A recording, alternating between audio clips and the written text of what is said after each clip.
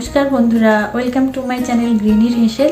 আর আমি মুনমুন আপনাদের কাছে চলে এসেছি আবার একটা সুন্দর রেসিপি নিয়ে।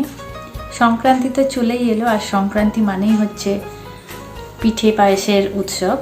তো আজকে আমি খুব সুন্দর একটা পিঠের রেসিপি নিয়ে এসেছি, সেটা হচ্ছে দুধ পাটিসাপটা। তো এটা কিভাবে আমি বানিয়েছি আপনারা রেসিপিটা দেখলেই বুঝতে পারবেন। আর এটা খেতে কিন্তু খুবই টেস্টি হয়, আর বানানো খুব একটা কঠিন নয়। তাহলে আসুন দেখে নিই রেসিপিটা। প্রথমে গ্যাস ওভেনে একটা প্যান বসিয়ে নিচ্ছি। এবার এর মধ্যে দিয়ে দিচ্ছি হাফ কাপ পরিমাণ চীনা বাদাম। এই বাদামটা আমাদের বাড়িতে সবারই কম বেশি থাকে। এই বাদামটা আমি শুকনো খোলায় হালকা করে ভেজে নেব। এর মধ্যে আরও 3টে ছোট এলাচ আমি দিয়ে দিলাম। এলাচগুলো এখানে আমি বাদামের সাথে রোস্ট করে নিচ্ছি। রোস্ট করা এলাচের ফ্লেভারটা পাটিসাপটার পিঠেতে খুব সুন্দর লাগে। বাদামগুলো আমার ভালো করে ভাজা হয়ে গেছে। এবার বাদামগুলোকে আমি ঠান্ডা করে নিয়েছি এবং ঠান্ডা করার পর এর গায়ের খোসাটা ছাড়িয়ে নিয়েছি। একটা মিক্সার বোলের মধ্যে আমি এই ভাজা বাদামগুলো দিলাম, আর এর সাথে একটা এলাচ যেটা আমি রোস্ট করে নিয়েছিলাম দিয়ে আমি এটা গুঁড়ো করে নিয়েছি। দেখুন আমার গুঁড়ো করা হয়ে গেছে। এবার এটা আমি রেখে দিলাম। এরপরে আমি পাটিসাপটার ব্যাটারটা তৈরি করে নেব। তার জন্য একটা বোলের মধ্যে নিয়ে নিচ্ছি 1 কাপ পরিমাণ ময়দা, 1 কাপ পরিমাণ চালের গুঁড়ো এবং হাফ কাপ পরিমাণ সুজি। এবার এর মধ্যে দিচ্ছি সামান্য 1 চিমটে নুন আর 1/4 কাপ চিনি দিয়ে সমস্ত জিনিসটা আমি মিক্স করে নিচ্ছি। মিক্স করা হয়ে গেলে এবার এর মধ্যে আমি 1 গ্লাস পরিমাণ দুধ অল্প অল্প করে মিক্স করে নেব। দুধটা কিন্তু নর্মাল টেম্পারেচারে রেখেছি।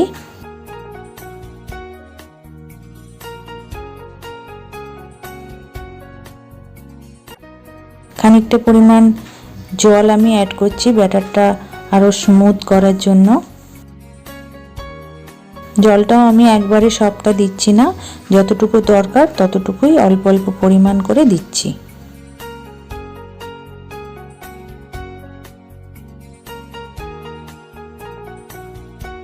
দেখুন আমার ব্যাটারটা সম্পূর্ণ তৈরি হয়ে গেছে, কত স্মুথ তৈরি হয়েছে। এবং এই ব্যাটারটা কিন্তু এরকমই হবে, পাতলার উপরে হবে, বেশি ঘন কিন্তু হবে না। এবার এটাকে আমি ঢাকা দিয়ে 1 ঘন্টা রেখে দেবো। গ্যাস ওভেনে আবার আমি প্যান বসিয়ে নিচ্ছি। এবার এর মধ্যে দিয়ে দিচ্ছি 800 ml গরুর দুধ।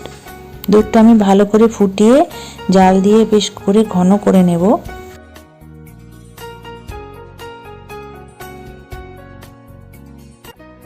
এর মধ্যে দিয়ে দিচ্ছি আমি হাফ কাপ পরিমাণ চিনি।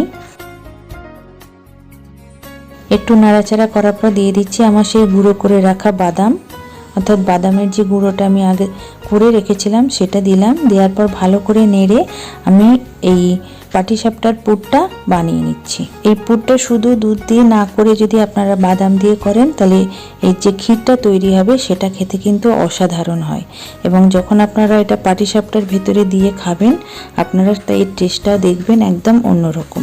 তো ক্রমাগত আমি এইভাবে নাড়তে নাড়তে ক্ষীরটা তৈরি করে নিয়েছি। ক্ষীরটা আমার কমপ্লিট হয়ে গেছে। এবার এটাকে আমি নাবিয়ে ঠান্ডা করতে দিচ্ছি। ঠান্ডা করার পর ক্ষীর থেকে আমি কয়েকটা পাটিসাপটার পুর আলাদাভাবে এইভাবে লম্বালম্বি করে তৈরি করে নিয়েছি একটা প্লেটের মধ্যে।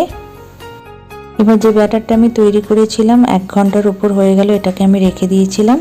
দেখুন এটা কি সুন্দর স্মুথ এবং খুব পাতলা একটা ব্যাটার হয়েছে। এই ব্যাটারটা যতক্ষণ আপনারা তৈরি করে রেখে দিতে পারবেন ততটাই কিন্তু আপনার পাটিসাপটা সুন্দর হবে এবং পাটিসাপটাগুলো একটাও ভেঙে যাবে না। এবার গ্যাস ওভেনে আমি একটা ননস্টিকের চাটু বসিয়ে নিয়েছি। চাটুটা আমার হালকা গরম হয়েছে। এই অবস্থায় এর উপর আমি একটু ব্রাশ দিয়ে ঘি বুলিয়ে দিলাম। আপনারা চাইলে তেলও ব্রাশ করে নিতে পারেন। এবার আমি এর মধ্যে একটা হাতার সাহায্যে খানিকটা পরিমাণ ব্যাটার দিয়ে দিলাম। ব্যাটারটা দেওয়ার পর কয়েক মিনিট অপেক্ষা করব।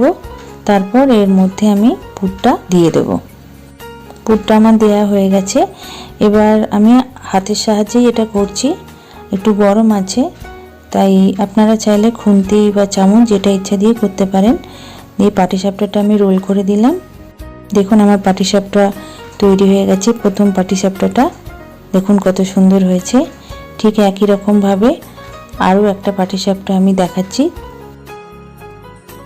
এইভাবে আমি পুর দেওয়ার পরে চামচ দিয়ে এটাকে রোল করে দিচ্ছি।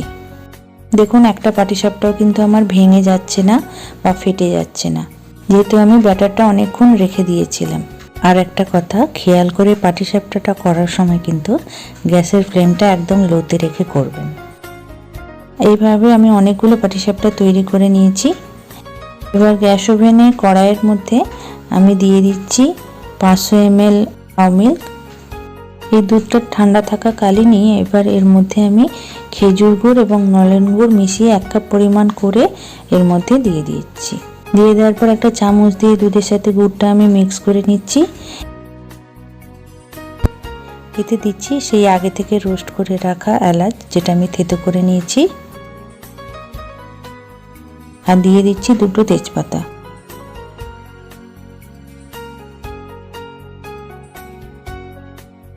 দুধটা ফুটে উঠেছে এবং এটাকে ক্রমাগত নাড়তে থাকবো এবং নাড়তে নাড়তে এটা যখন অনেকটা পরিমাণ ফুটে কমে আসবে, একটা গাঢ় ব্যাপার এসে যাবে দুধের মধ্যে, তখন এটাকে আমি গ্যাস ওভেন থেকে নামিয়ে সেই গরম গরম দুধের মধ্যে এক এক করে পাটিসাপটাগুলো আমি দিয়ে দেব।